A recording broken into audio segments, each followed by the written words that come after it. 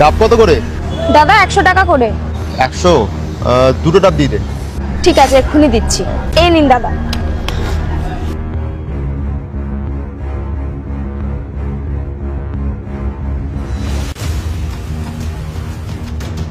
দাদা আপনার তো 200 টাকা হয়েছে, আপনি আমায় খুচরো দিন। আমার কাছে তো খুচরোই নেই।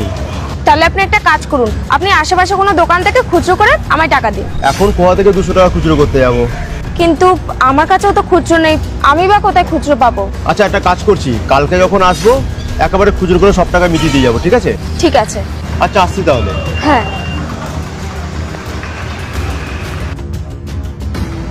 এই কলা কত করে? 5 টাকা পিস। তাহলে হাফ ডজন কলা দেবে আমাকে।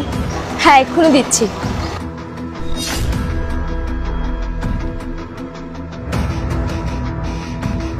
এই নিন দাদা।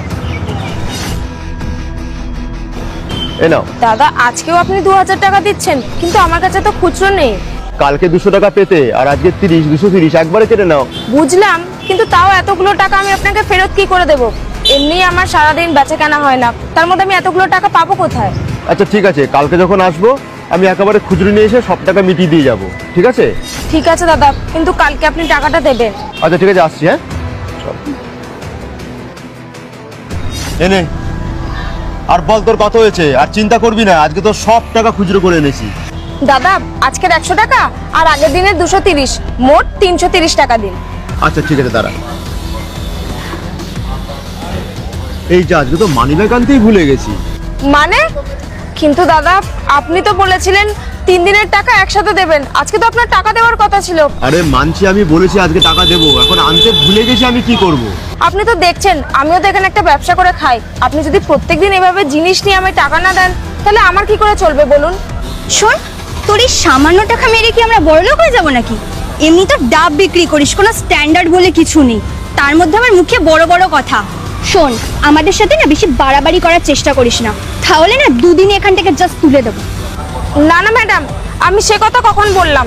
আমি শুধু বললাম আমার পাওনা টাকাটা আপনারা দিয়ে দিন, নাহলে আমারও তো লস হয়ে যাচ্ছে বলুন। এ শোন, এত কথা আমার ভালো লাগছে না, কালকে এসে তো সব টাকা মিটিয়ে দিয়ে যাবো, ঠিক আছে? চলো তো।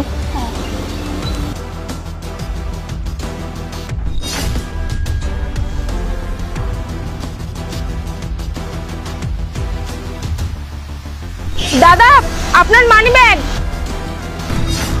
ডাবটা কিন্তু আজকে ভালোই ছিল, বলো? হ্যাঁ ভালো তো ছিল, কিন্তু তোমার কি রোজ রোজ ওর সাথে এরকম করাটা ঠিক হচ্ছে?